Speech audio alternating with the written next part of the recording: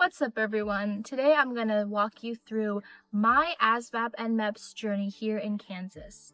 If you're nervous about the process, don't be. I just went through it and I'm going to break down exactly what happened, what I brought, and how I gamed the ASVABs. So my journey started on a Wednesday around 1 p.m. I had a 3-hour drive ahead of me to get to the hotel near the MEPS location, and it was a bit of a trek, but it gave me time to get to the right headspace. Once I arrived at the hotel, it was pretty chill. I mean, you just check in, get your room assignments, and eat dinner. So my best advice at the time would be to go to bed early because you're going to be waking up at 4 in the morning, maybe 3:30, maybe 3 o'clock if you want to get showered and have a proper, getting prepared yourself and everything. So you need to sleep early. So on Thursday morning, we woke up around 3, we had dinner at 4, and between 5 to 6, we were traveling over to the MEPS location. So when we got into the MEPS at like 6 a.m.-ish, when we got to the MEPS location, we had an atmosphere of definitely nervousness, anxiousness, and a lot of energy. So you'll want to be awake and alert because the moment you hit those doors in the MEPS location, it's all about following instructions. But don't be nervous at this time because it's mostly going to be people telling you what to do. So you don't have to worry about learning this or doing that. ASVAB strategy. What was my ASVAB strategy? As someone who got a FAQT score of 75 and a general science score of 58, I can definitely tell you that you need to focus on one specific career area, or you need to know what specific area of expertise you want to be focusing on.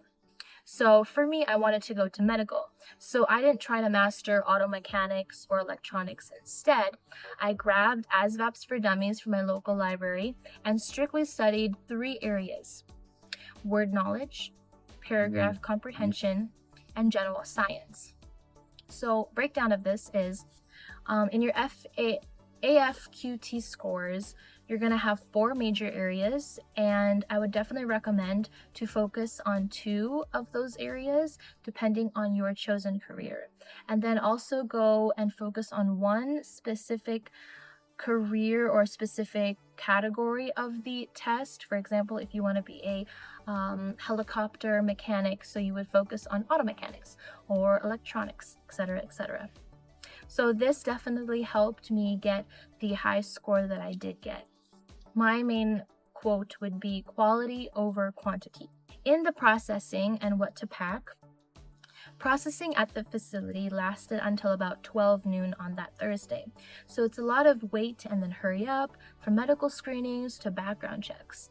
To make sure you don't get sent home early, make sure your essential packing list for 2026 is the following. Number 1, valid photo ID and social security card.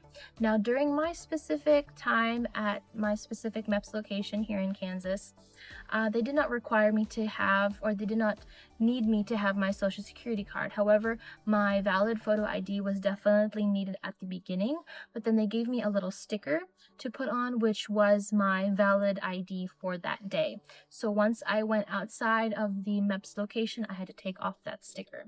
So definitely bring your valid photo ID and social security card for the hotel and checking in and stuff, but then once you get there, make sure you secure that in a secure location.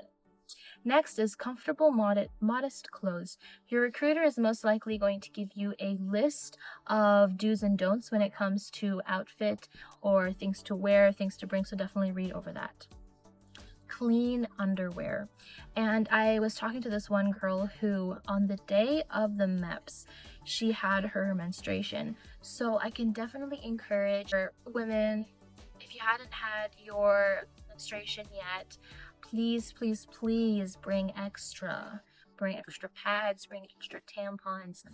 When you do your physical exam, they are not going to care if you have a little string poking out or anything, as long as you keep it all clean and wrapped up and contained. Next is minimal toiletries, just enough to get you for that one evening. Please do not bring like a full boatload of things just for one night at a hotel. By noon on Thursday, I was completely finished with MEPS and heading back home.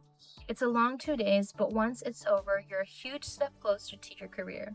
If I can do it with a library book and a 3-hour drive, you can definitely do it too. See you guys, and thank you for watching. Bye-bye!